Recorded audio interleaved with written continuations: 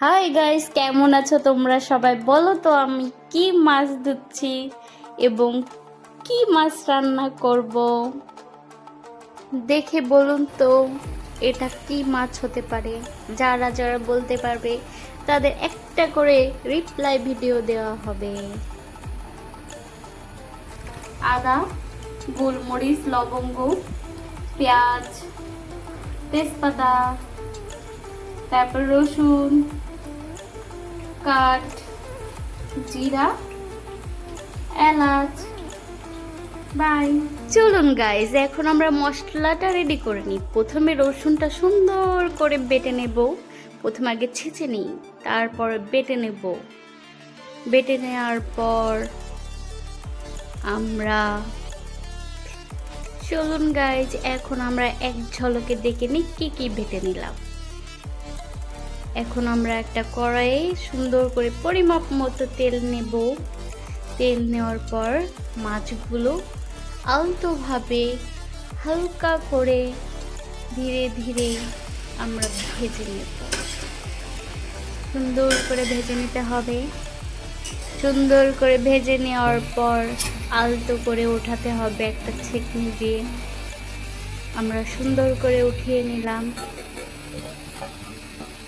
উঠিয়ে নেওয়ার পর দেখুন গাইজ, এখন আমরা পেঁয়াজ কুচি দিয়ে দেবো। একই তেলে, মাছ ভাজার তেলে আমরা পেঁয়াজ কুচি দিয়ে দিলাম। তার সাথে দেব মশলা, যা যা ছিল পরিমাপ মতো। এটা হলো আদা বাটা, রসুন বাটা,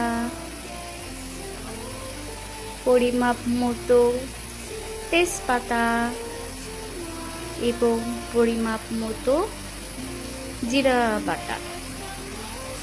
জিরা বাটা দেওয়ার পর আমরা সুন্দর করে আলতোভাবে নেড়ে চেড়ে নিব। নেওয়ার পর হলুদ দিয়ে দেব, সুন্দর করে মরিচ দেব এবং আস্তে আস্তে করে নাড়াচাড়া দিয়ে কষিয়ে নেব। আমার মতো কেউ লবণ দিতে ভুলে যাবেন না, পরে আমাকে মনে করে দিয়েছিল, তারপর আমি লবণ দিছি। আস্তে আস্তে কষায় নেওয়ার পর সুন্দর করে মাছগুলা দিয়ে দেব। মাছগুলা দিয়ে দেওয়ার পরও আমরা সুন্দর করে মাছগুলার সাথে মশলাটাকে কষায় নেব। কষায় নেওয়ার পর আমরা একটু রেস্ট দেব। তারপরে হালকা করে একটু পানি দিলাম পরিমাপ মতো এবং সুন্দর করে নাড়াচাড়া দিতে দিতে আমাদের সুন্দর একটা রেসিপি হয়ে গেল। এখন বন্ধুরা, আপনারা চলে আসেন আমার বাসায় খাইতে, যারা যারা খেতে চান। এত সুন্দর পরিবেশন, দেখুন কি সুন্দর রান্না। এখন অবশ্য আমি আরেকটু রান্না করব, কারণ একটু ঝোল মারতে হবে। টাটা।